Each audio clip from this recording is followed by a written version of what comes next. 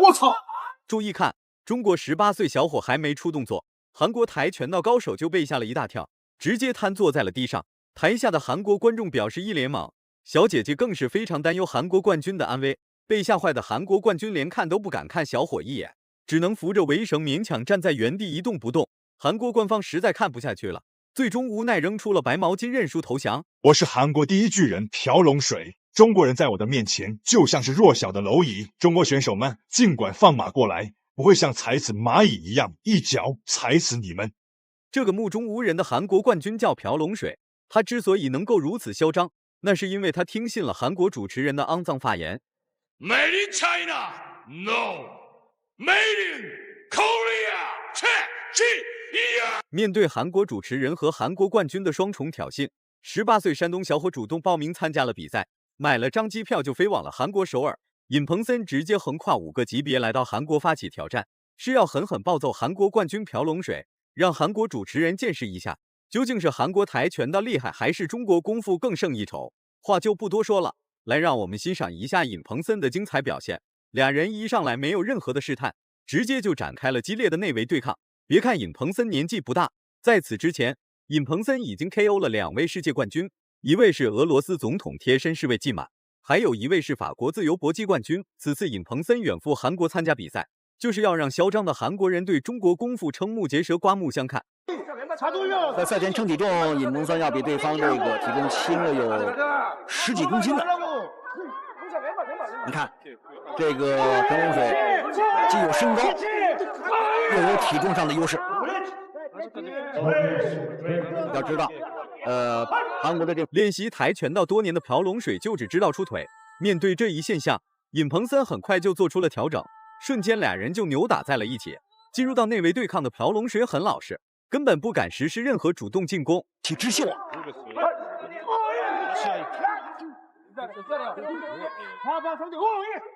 尹鹏森的拳法非常好，左右的摆拳，包括的后手拳都是非常好的。那面对这个朴龙水呢，你更多的要距离感，不要拉太远，要打近战。既然朴龙水的腿法非同一般，那么尹鹏森就一直和朴龙水打近战，根本不给朴龙水实施扫踢的机会。然而尹鹏森可是横跨了5个级别来和朴龙水进行的比赛，力量上肯定会有点悬殊。挨到多次重拳的朴龙水还是有人担忧的。台下的妹子一脸愁容看向朴龙水，生怕朴龙水被打废。叔叔们在比赛当中那种一种紧张的情绪啊所感染。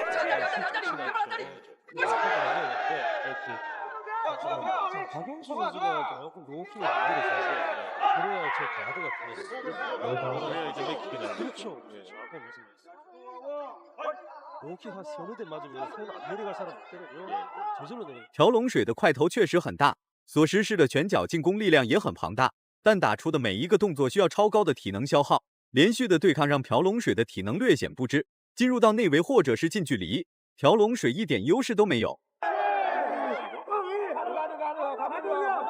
你们不要跟对方有这种距离感，对。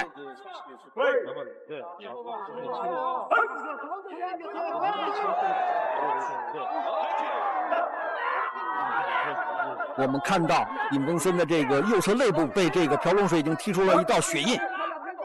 从这点可以看到，这名练跆拳道的选手，尹鹏森打得越来越趁手。面对拥有铜肤铁骨的朴龙水，尹鹏森也是把朴龙水当成了一个大铁块。体能不支的朴龙水还可以实施高位扫踢，看来朴龙水累的还是不太狠。反观18岁尹鹏森丝毫不怂，则是继续拿着拳脚进攻与朴龙水进行对抗。大家看，我们都没有想到他的这种身高，左右高边腿都能够起来，不愧是以前是跆拳道的高手。现在改练自由搏击，你看尹鹏森的左右两侧的肋，注意看，尹鹏森的腹部已经被朴龙水打红肿。不得不说，朴龙水的扫踢所带来的威慑力还真不小。然而尹鹏森的抗压能力也不能小觑，既然能硬扛朴龙水这么多次扫踢，那么尹鹏森绝对可以轻松斩杀朴龙水。韩国的朴龙水，而蓝方是来自辽阳创新俱乐部的尹鹏森。尽管面对这个身高比尹梦森要高，体重又比尹梦森重出10几公斤的朴龙水，尹梦森在今天的比赛里面可以说是有一股子虎劲儿，有一股子虎力。此时的朴龙水已经不行了，再打下去恐怕会成为尹鹏森的沙袋。失去优势的朴龙水直接采取搂抱计划。面对这一现象，尹鹏森一点办法都没有，只能稳于现状来寻找进攻机会。背部打出了一道道的血印，但是我勇往直前。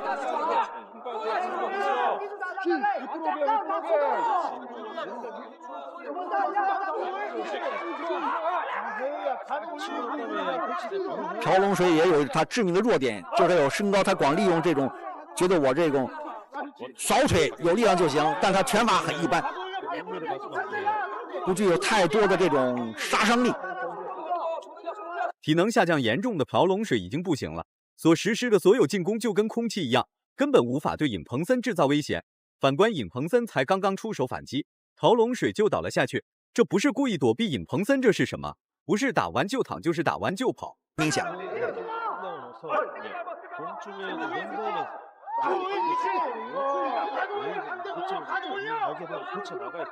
我们常说嘛，齐腿半边空，但是，这个朴龙水啊，因为他知道这种距离感，我踢你之后，你尹鹏森也没办法上来，因为你力量太大。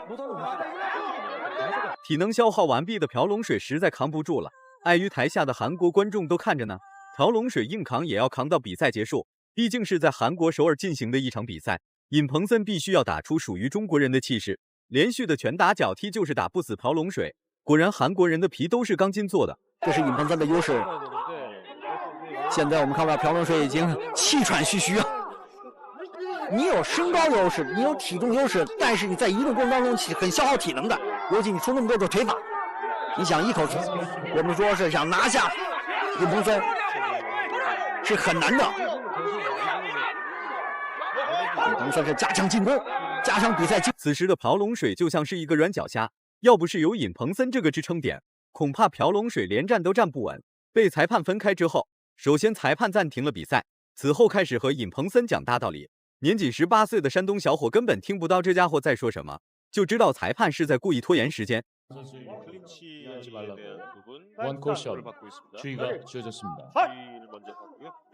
难道是对朴龙水的一种保护吗？刚才是裁判暂停比赛，并不是对朴龙水进行读秒。铃声响起的那一刻，朴龙水倒了下去。本来就拉偏架的裁判，怎么可能会按照比赛规则对朴龙水读秒呢？朴龙水的扫踢很厉害，这个没有错，但朴龙水就只会一个3板斧，2回合刚打完，朴龙水的身体就像被掏空了一样。难道是昨晚对小姐姐动起了歪心思？但是我们也看到尹鹏森的抗击打能力是多么的强，幸好他前面有个拳的护挡。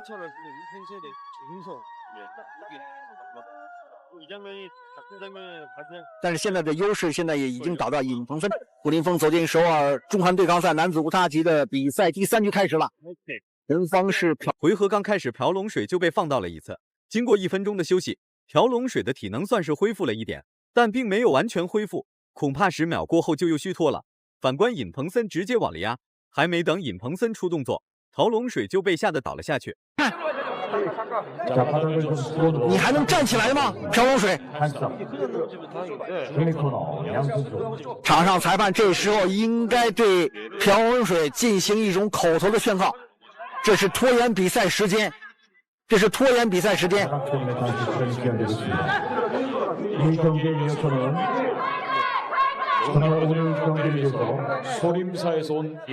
20多秒已经过去了，裁判的读秒依然没有进行完毕，恐怕是在给朴龙水充足的时间进行休息。台下的韩国观众开始担忧朴龙水的安危，不过朴龙水该挨的揍一点都不会少。韩国美女一脸惊愕看向擂台，根本不相信朴龙水能被打成这个熊样，还号称自己是中国的功夫熊猫。这家伙的确跟熊猫有关系，都被尹鹏森打成这个熊样了都，还在接受裁判所赠送的恩惠。大家应该是公平、公正、公开。